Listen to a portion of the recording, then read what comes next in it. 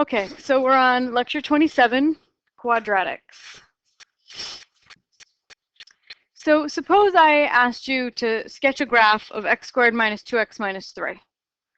So it's not the kind of equation that we're super familiar with. Like if I gave you the equation of a line and said to graph it, you could just do it by hand, plot a few points, graph it.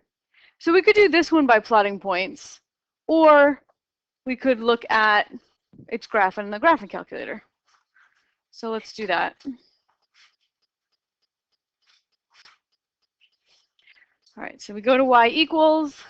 If there's anything in there, clear it. Make sure plot 1, plot 2, and plot 3 are unhighlighted, because those, when those are highlighted, it's telling your calculator to try to graph data. It's looking through the data in your lists. So if you don't have any in there, you're going to get an error message. Yep. No, you have to turn it on. Yep. Okay, so I'm going to put in y1. I'm going to put x squared minus 2x minus 3. And I'll just go with a standard viewing window, zoom 6, and I get a parabola. So this is the graph of this thing. This shape is called a parabola. And if I was going to copy it from my graphing calculator onto this grid that I gave, what would some important points be to make sure I got right? Doesn't pass the 0? Right, it does not pass through 0. Right. So the 2x coordinates where it does go through would be important to copy down. So it looks like -1 and 3. So I'll put those 2 points down. -1 and 3. What are some other important points? The local minimum. Yep, that looks like maybe 1, -4. If I wanted to be sure, I could have my calculator get it by doing the calculate menu and choosing minimum. And then you can give a left bound and a right bound and a guess. And it says that that local min is at 1, -4. Okay, my calculator is doing that thing where it's close enough so it's saying 1.0000006. When the calculator does that, you can say, I think you're just being weird. It's probably 1, -4.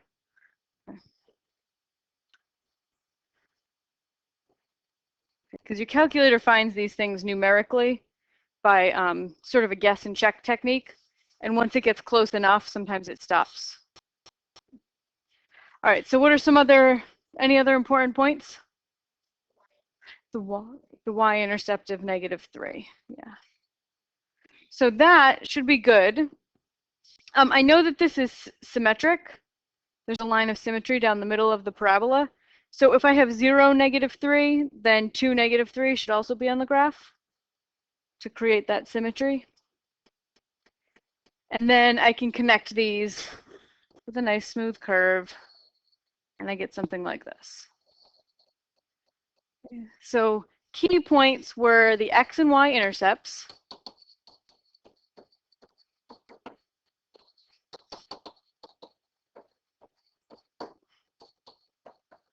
local min.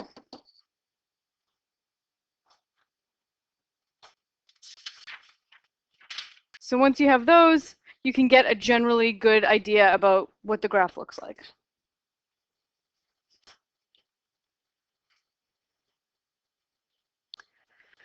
So if I look at the parent function, f of x equals x squared, and use our knowledge of transformations to find another way to express a quadratic function, we call that standard form or vertex form.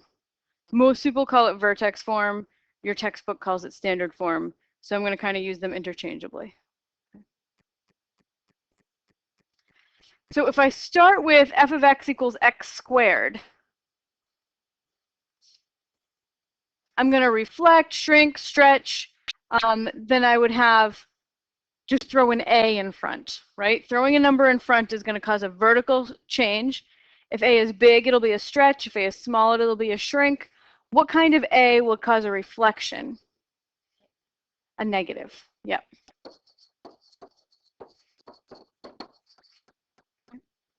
And where's the vertex? Okay. If I'm going to stretch or shrink or reflect x squared, the vertex at 0, 0, right? That's the vertex of x squared. What happens to it? Where does it go to? It stays at 0, 0, right? Because a vertical stretch or shrink by a factor of a means you're going to multiply all your y values by whatever a is, right? But when you multiply 0 by a, you still get 0. Say equals. Okay, so the vertex of ax squared is still at 0, 0. What if I want my vertex to be at h comma k? Okay, not 0, 0. So far I have y equals ax squared. I want my vertex to be at h comma k, so I want to shift it horizontally by h and vertically by k. How would I change this formula to cause that shift? Yeah, Jordan? Okay, so yeah, I'm going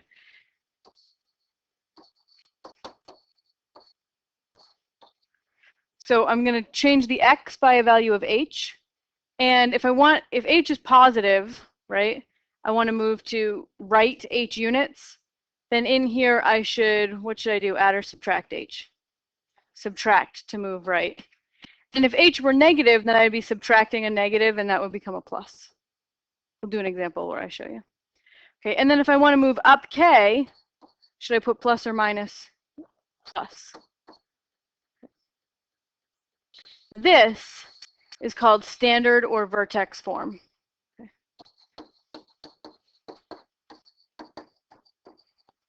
The reason I like the name vertex form is because it reminds you that when you look at this formula, you can see the vertex, h and k, jump right out at you. Try to get some breeze in here.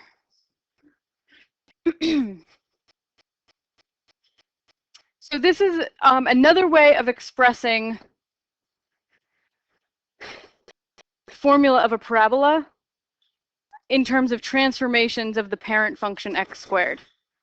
We have a shift by h horizontally, a shift by k vertically, and a stretch or a shrink by a tells you how wide or skinny the graph is going to be. So this is the standard form or the vertex form of a quadratic function. So the original form, right, so that's a different form. This ax squared plus bx plus c, this one you can't just look at and see the vertex, right? So this is just a different form. We can put it in two different forms. Just like with lines, we have y equals mx plus b, right? So for lines, we have y equals mx plus b. We have ax plus cy plus d equals, why did I use c? bx plus c equals 0, or we have m times x minus x naught equals y minus y naught, right? We have different ways that we can express the equation of a line. For quadratics, we now have two ways. Okay, so the first way, I have y equals ax squared plus bx plus c. That's one method. That's the very first one we did, where we just used the calculator to graph it. And then we have y equals a times x minus h squared plus k. And we like that one because you can get some information immediately by looking at the equation. Some really important information, where the vertex is.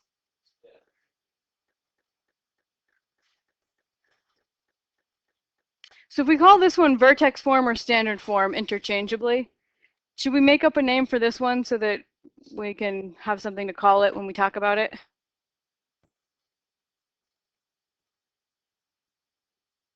What do you think? Anybody can come up with a name? Basic quadratic? Sure. This one we'll call basic. This one we can call either standard or vertex. I'm going to call it vertex. The book calls it standard.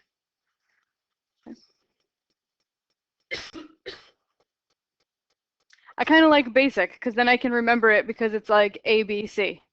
Basic, like ABCs.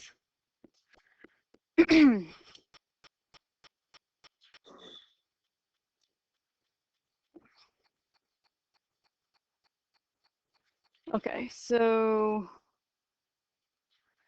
we were right here. So here's a quadratic function expressed in that standard form, vertex form. What information can we know about the graph of this right away? Yep. 3 units right and up 5. So that's the shift from the graph of x squared, right? So f is x squared shifted 3 units right and up 5. Then it's stretched by a factor of 2, right? And vertically stretched times 2. All right, if x squared shifted 3 right and up 5, and the vertex of x squared was at 0, 0, where's the vertex of f?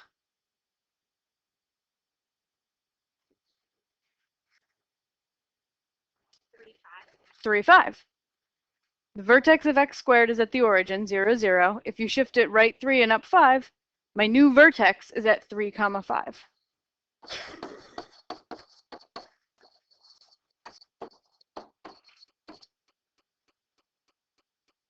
So we can see that, you can read it just by looking right at the formula.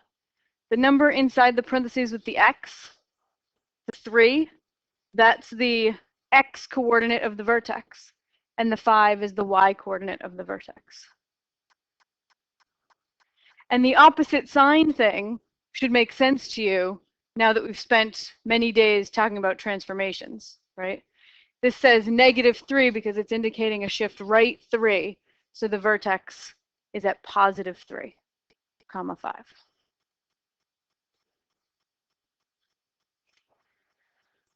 Okay, so if you look at the standard form or the vertex form, you can get the vertex right away. That's the advantage of that form. You can look at it and go, oh, I know where the vertex is. Okay. Now, if you're given the basic form, right, ax squared plus bx plus c. Yes. The y one was outside. The +5 at the end was the y coordinate.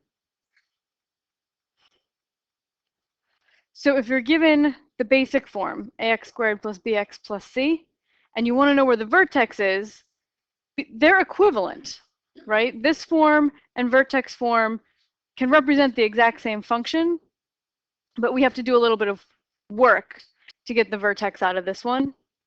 And it turns out that the vertex, the x coordinate of the vertex is at -b over 2a.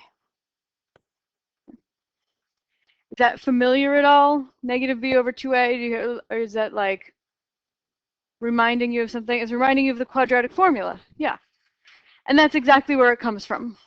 Okay. Trying to find where the vertex is, it's halfway between your two zeros. So let me just do a little. So we have ax squared. Oops.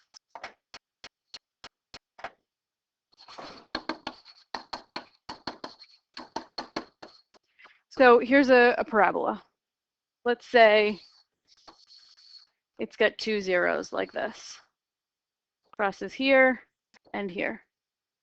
I find where those x-intercepts are by setting my equation equal to 0 and solving. Okay, so to find x-intercepts, set ax squared plus bx plus c equal to 0, and the quadratic formula tells you where the zeros are. x equals negative b plus or minus the square root of b squared minus 4ac all over 2a. So I have two x-intercepts. One at negative b plus the square root of b squared minus 4ac all over 2a, and one at negative b minus the square root of b squared minus 4ac all over 2a. And in general, your vertex, your minimum or maximum point, the x-coordinate of this vertex is halfway in between your two zeros, your two x-intercepts. So how do you find the number that's halfway between two given numbers? Average. So I just have to average this guy and this guy. So it looks a little messy, but let's just see what happens. Let's see, so I'm going to do this number, negative b minus the square root of b squared minus 4ac all over 2a. And when I average two numbers, you add them together and divide by 2. So I'm going to do this one plus this one.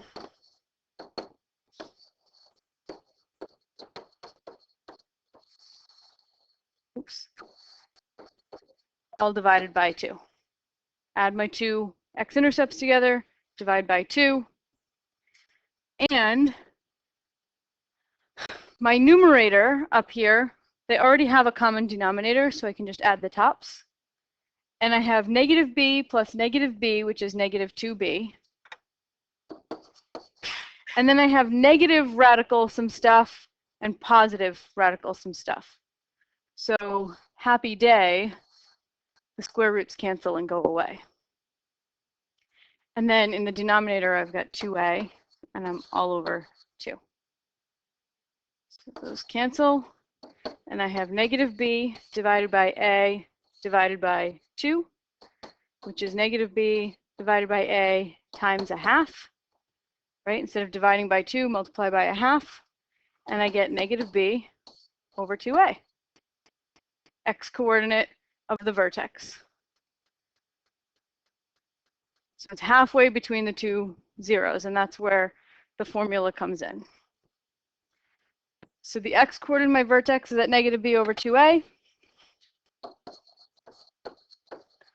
Now, if you know the x-coordinate of the vertex, the x-coordinate of the lowest point on the graph or the highest point on the graph, how could you find the y-coordinate?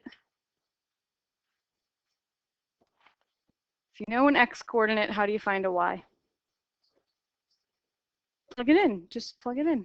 So take whatever this negative b over 2a is, like let's say this was 3. Okay? Just plug it into the formula for f, and that will give you a y. So you do f of negative b over 2a, and that gets you your y-coordinate.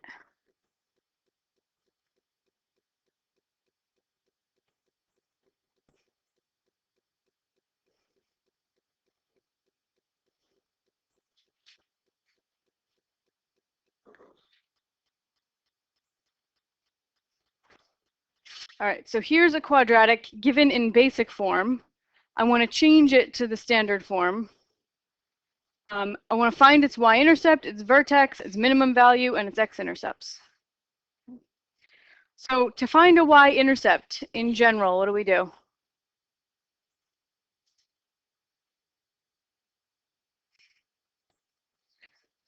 Plug 0 in for x. Yeah.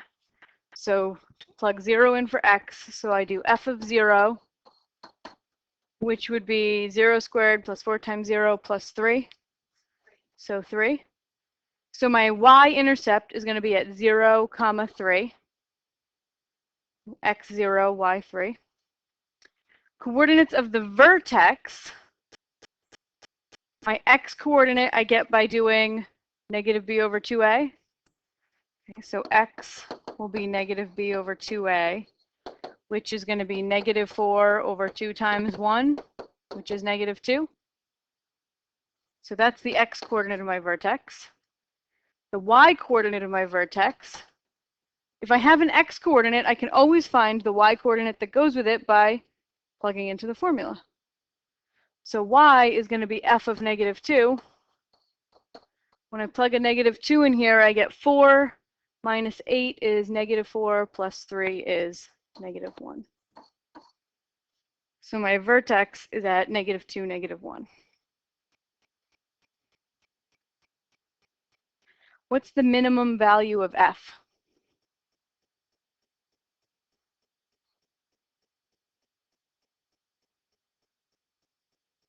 -1. That's the minimum y value of f. The values of f are all the y values. They happen at x values. Minimum value of f is -1. Now, if I want to change this to standard form, now that I know the vertex, I'll just plug that into the standard form. So let's see, I'll write standard form out here. It is y equals a times x minus h squared plus k. Before I start that, let's go back to where I wrote down these two forms of quadratics. It's no coincidence that I use a as the leading term in both of them. It's the same. Okay. Whether you use one form or the other, the a value, the leading coefficient, is the same. It indicates the stretch, the vertical stretch, the coefficient on x squared. So that a value is going to be the same from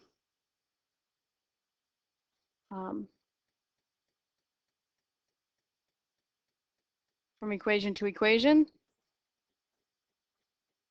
So in this example, what's my a value? 1. So that's going to be the a value when I change to standard form. Okay, so my standard form is going to be y equals 1 times x minus something squared plus something. And my somethings have to do with the vertex, right? So I left my h and k blank for now, and then I'll fill them in with the vertex. I know is at -2, -1. So I put -2 here, -1 here. And then I can simplify this. Minus -2 could become +2, and plus -1 could just be -1. So I'll have y equals x plus 2 squared minus 1.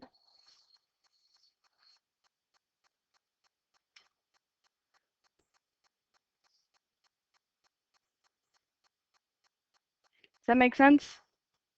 I know that at first the sign inside the parentheses can be confusing, but if you keep referring it back to transformations, it helps you keep it straight.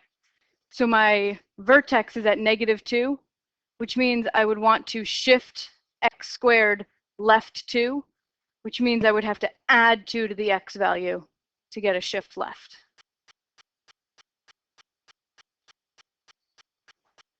All right, so to find x-intercepts, in general, what do? Make y 0. So I'm going to have 0 equals x squared, original equation, plus 4x plus 3.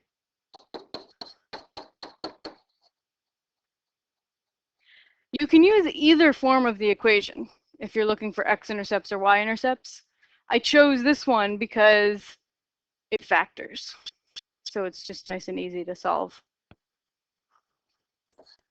X plus 3, x plus 1. So we get x equals -3 and -1. X-intercepts.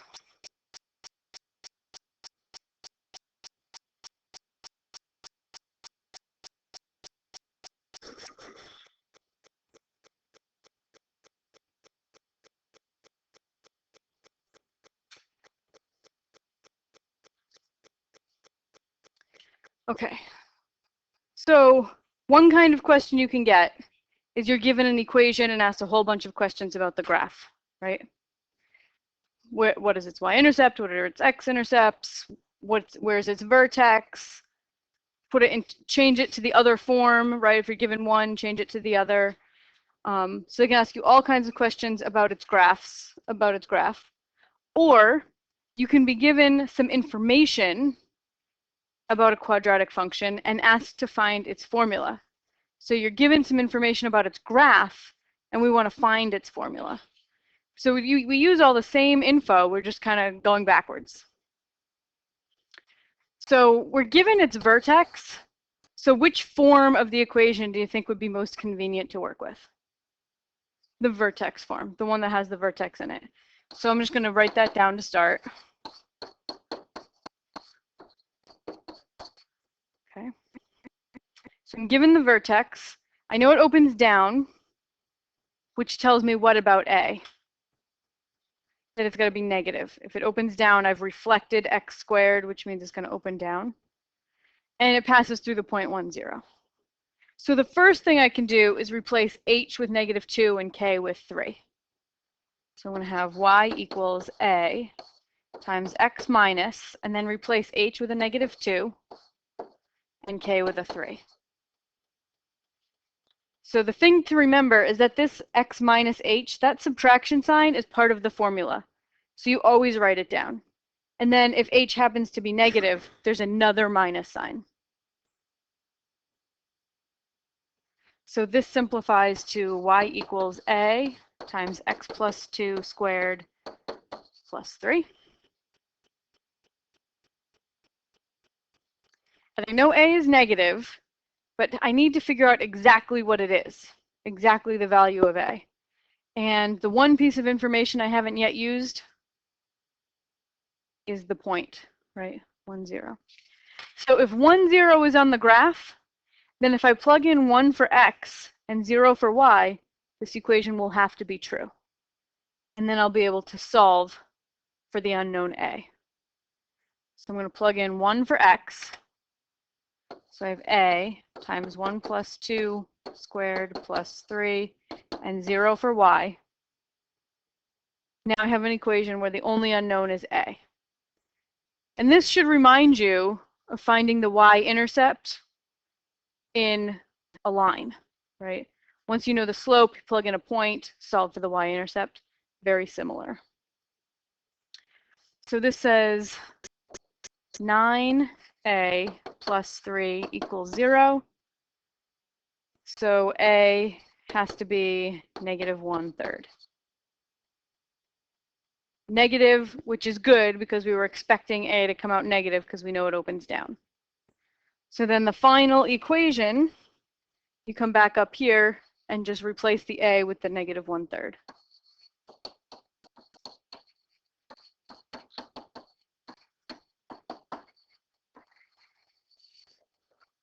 And there's the vertex form.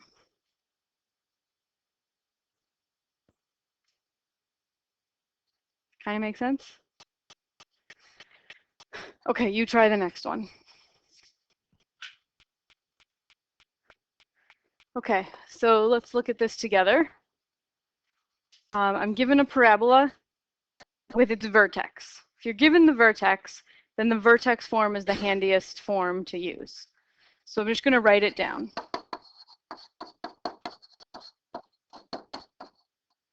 Okay. A times x minus h squared plus k. So the only things I need to figure out are hk and a, and I'm given hk. The vertex is 3, 5. So h is 3 and k is 5. So you plug those in. So we've got y equals a times x minus 3 squared plus 5. Then to find out what a is, you can choose any other point. Any point will do that's on the parabola. So we could use the y-intercept that they gave us, or we could use the 623. Doesn't matter. Plug in the x coordinate for x and the y coordinate for y, right? Because this is an x comma y. So you just make a little substitution. 23 equals a times 6 minus 3 squared plus 5. Now I have an equation with just one unknown in it, and I can solve it for a. So 6 minus 3 is 3, squared is 9, so I have 23 equals 9a plus 5.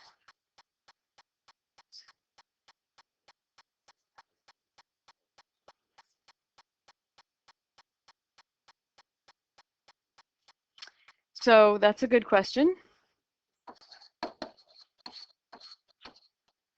6 minus 3 squared. The order of operations says that I should do what's in parentheses first, if I can, right? So 6 minus 3 is 3, then I square it and I get 9. But what you're suggesting will work, right? And it's actually a trick that we use if you can't do what's in parentheses first. So just to show you that it works, 6 minus 3 squared, you were saying, well, that means 6 minus 3 times 6 minus 3, right? Which is 3 times 3, which is 9. Or even if we FOILed it out, right? First, 6 times 6 is 36, minus 3 times 6, which is 18, minus 18, plus 9. These all cancel, and you just get the 9. So it always comes out to 9 no matter how you do it. But the easiest way is to do what's in parentheses first.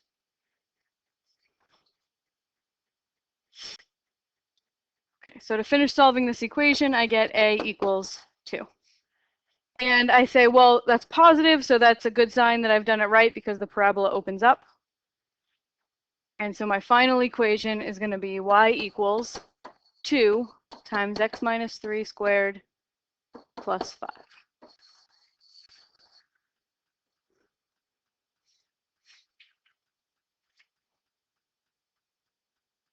So how do you feel about that? Seems okay? It's very similar to finding the equation of a line, right? Plug in the things you know, right? So the first thing we do with a line is take what we know about slope, plug that in. Here we're taking what we know about the vertex and plug that in. Then you use any point on the graph to solve for the last remaining parameter.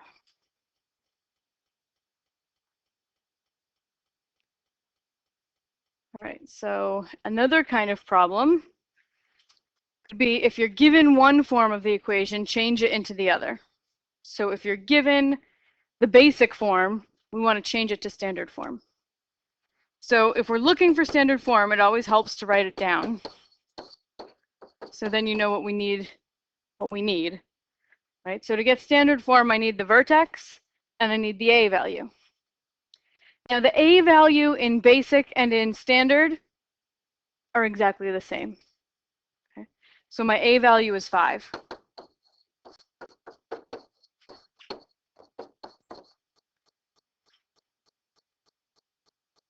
The coefficient on the leading term in both formats is the same value.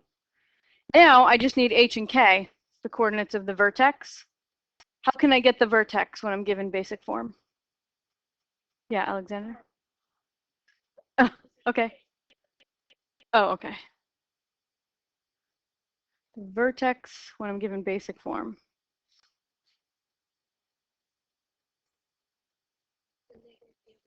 Negative b over 2a. Or I could find the two x-intercepts and average them. Yeah. But the shortcut is negative b over 2a. So h, the x-coordinate of my vertex, is negative b over 2a, which would be 30 over 10, which is 3. And then k, if you have the x-coordinate of the vertex, if you have the x-coordinate of any point on the graph, you can get the y-coordinate by just plugging in here. So the k would be f of 3.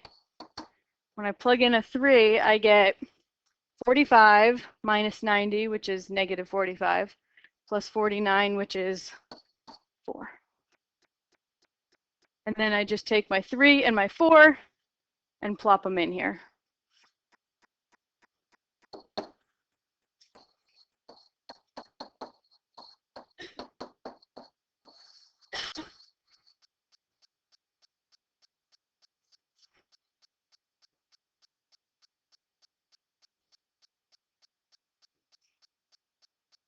So if I'm given basic form, I can change it to standard.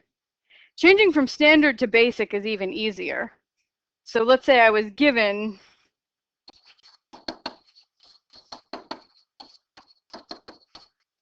the vertex form and I want to change it to basic. You just multiply and combine like terms. Right, so I would just say, well, this is 5 times square the x minus 3, and you get x squared minus 6x plus 9. Then you distribute the 5.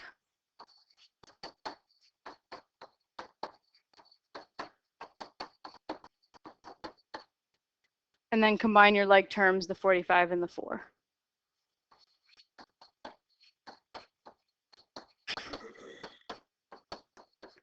And we're back to the basic form that we started with. Okay, so to go from standard to vertex, you use the negative b over 2a trick. And to go from vertex to standard, just multiply and combine like terms.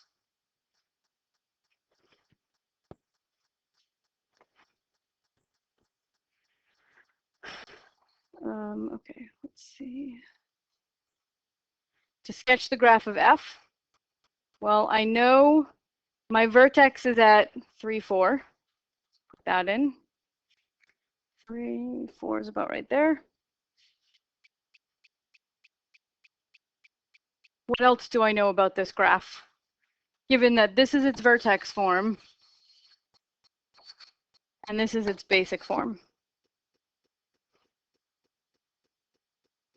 Edward?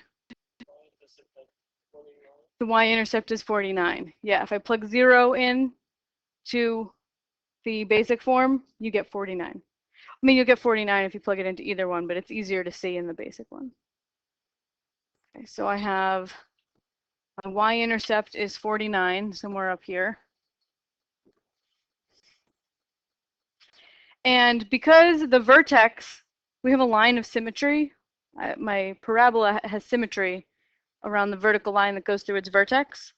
So if 0, 49 is on the graph, and that was 3 to the left of the vertex, if I go 3 to the right of the vertex, I should also have a 49 y value.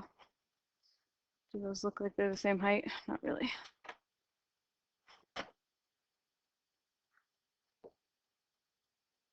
There we go. And that's basically enough to sketch it. I could pick 1 or 2 more points and plug them in, just to make sure I'm nice and accurate. If I plugged in a 1 here, I would get 5 minus 30 is negative 25 plus 49 is 24. So I have 1, 24. And if 1 is 24, then so would 5 be, because of the symmetry. And now I have a really good amount. I can sketch this graph.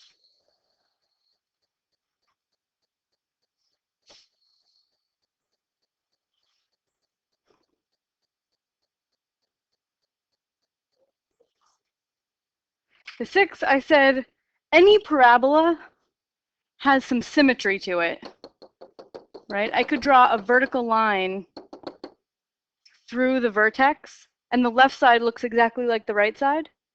So if I had 149 on my graph, that's a y value of 49, 3 to the left of the vertex. So I went 3 to the right of the vertex and plotted the same y value. Yep.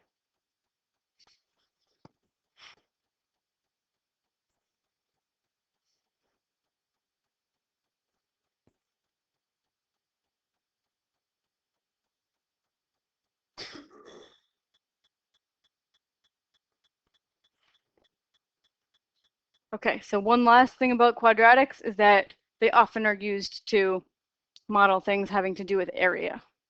So we've written models, quadratic models, that deal with area before.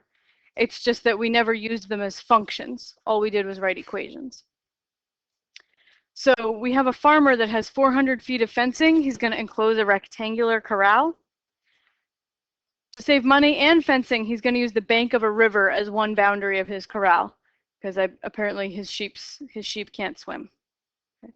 So we're going to have the river as one boundary, and then he's going to build a fence on 3 sides. We want to find the dimensions that are going to enclose the largest area possible, given he only has 400 feet of fencing. Okay, so if I draw a picture, we've got a river. And then we're going to build a fence, 3 sides of fencing to make a rectangle. All right, so if this is a rectangle, then both of these are the same size, and we can let the third side have dimension y. All right, so given that I have 400 feet of fencing, what equation can you write involving x, y, x and y in the fencing we have?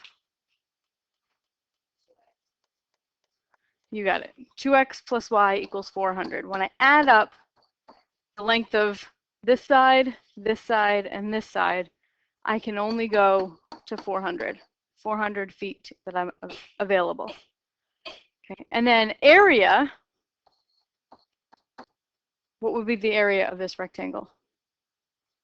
X times y. Good. Now area is what I want to maximize. So I want to have a function, a, to maximize. So I want to be able to look at the graph of the area function, but it can only be a function of one variable because that's all we know how to analyze, right? So the problem with my area function right now is that it's got 2 different variables. So I want to get rid of one by using this equation for perimeter. So let's say I solve for y, and that's 400 minus 2x. So then I can replace y in the area formula with 400 minus 2x. So my area is x times 400 minus 2x. And if I multiply that out, I get negative 2x squared plus 400x plus 0. Throw that plus 0 on there so that you can see that that's a basic form of a quadratic. Ax squared plus bx plus c. So I want to find the maximum point on the area function. Yeah, so this is a parabola that opens down because the leading coefficient is negative. So let's just take a quick look at the graph.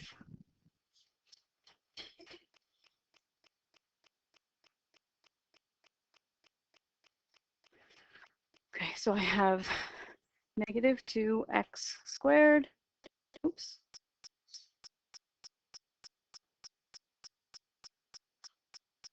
plus 400x. And I have to carefully choose my window because this represents a real life thing. And x is representing one side length of my corral. I have a total of 400 feet. So the smallest x could be a 0. What would be a big x? What? 100? So I'd have 100, 100, 200 for y. Could I make x bigger than that? Well, if x was 400, I'd have 2 400s coming out, and I've already gone over my maximum. I mean, that would definitely be an upper bound. I could use 400, and that would be the way bigger than the biggest possible x, right? But the biggest possible x would be 200, or 199.99, to make sure there's a little bit left for y. All right, and then y, remember, in this function, represents the area of the corral. So what would a big area be? The smallest would be 0, right? And then a big area for the corral that I'm building would be what?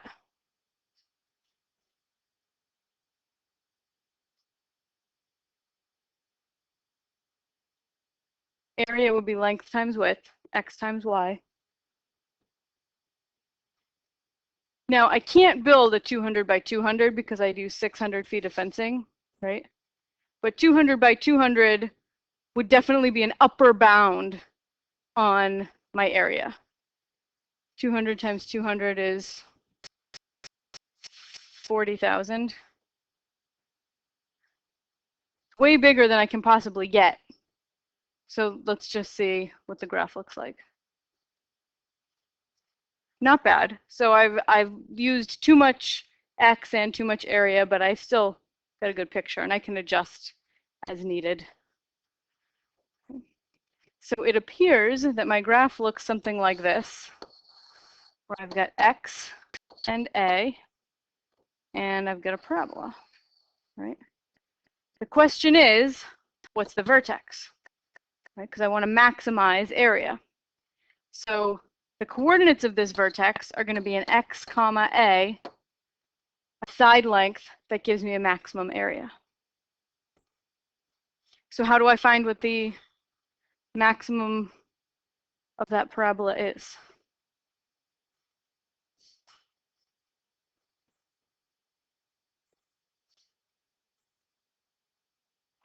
It's in basic form. How do you find the vertex in basic form? Negative b over 2a. So h, which is the x coordinate of my vertex, would be negative 400 over negative 2 times 2a, which would be 100. And k is the area I get if I use 100 as my side length. So 100 squared times negative 2 plus 400 times 100. Just plugging a 100 in here, and I get 20,000.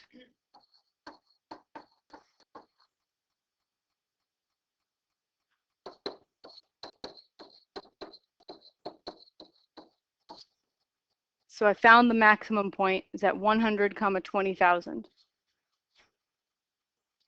So let's go back and see what question they asked me specifically. Find the dimensions that would enclose the largest area. Well, I know x would have to be 100. So if my x's are 100, what does y have to be? 200, because I have a total of 400 feet of fencing. 100 by 200 would be the answer. And the maximum area I can enclose is 20,000. That's feet, and this would be square feet. We just did a lot of extra work on that one. Really, the original one, we only had X. It just said what are the dimensions? It didn't ask for something. True. Yes. Yes. It did not. Yep. Yes. So you're right. We did not need. We weren't asked about the maximum area, just what the dimensions should be. So back here, once I got h is 100, I was nearly done. That was my x, then I could just figure out y by plugging back into the picture. Yeah. Yeah, so it depends on what the question asked is. Sometimes they ask what are the dimensions you need. Sometimes they ask what is the largest possible area. So you pay attention to what the question is.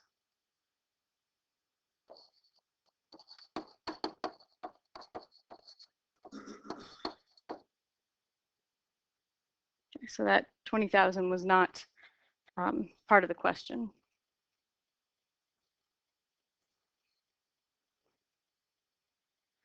Okay, so now we have a little bit of an activity for you to work on that has to do with another sort of real life application involving quadratics.